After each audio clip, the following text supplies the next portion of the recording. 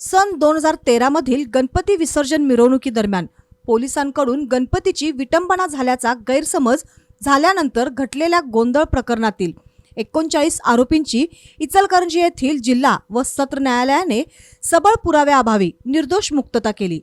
या प्रकरणी पोलीस उपाधीक्षक हनुमंत कोळी यांनी दिनांक 19 सप्टेंबर 2013 रोजी गावभाग पोलीस ठाण्यात फिर्याद दिली होती।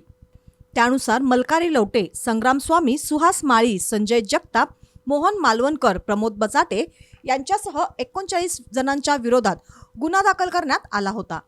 फिर्यादीनुसार गणपती विसर्जन मिरवणुकीदरम्यान गणपती मूर्तीची विटंबना झाल्याच्या गैरसमजातून बेकायदा जमाव जमवून पोलीस अधिकाऱ्यांवर लाथाबुक्क्यांनी, दगडांनी व लाठीकाठ्यांनी हल्ला करण्यात आला। या हल्ल्यात काही पोलीस अधिकारी गंभीर जखमी झाल्याचा तसेच शासकीय कामात अडथळा आणल्याचा आरोप होता।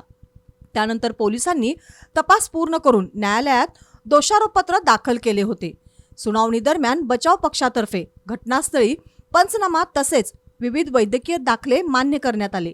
प्रमुख आरोपींच्या वतीने ॲडव्होकेट मेहबूब बांदार यांनी युक्तिवाद करताना ज्याने गणपती मूर्तीची विटंबना केली त्याच्या विरोधात गुन्हा का दाखल करण्यात आला नाही असा प्रश्न उपस्थित केला। विटंबनेविरोधात आवाज उठवू नये म्हणून विविध राजकीय पक्षांच्या पदाधिकाऱ्यांवर खोटे गुन्हे दाखल करण्यात आल्याचेही त्यांनी न्यायालयाच्या निदर्शनास आणून दिले।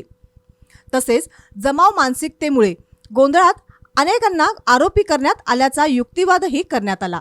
उर्वरित आरोपींच्या वतीने ॲडव्होकेट LD मुजावर, ॲडव्होकेट स्वामी, ॲडव्होकेट लटके यांनी उलट तपासणी दरम्यान विसर्जनासाठी संपूर्ण शहर रस्त्यावर आल्याने गोंधळात नेमकी मारहाण कोणी केली हे निश्चित सांगता येत नसल्याचे मांडले।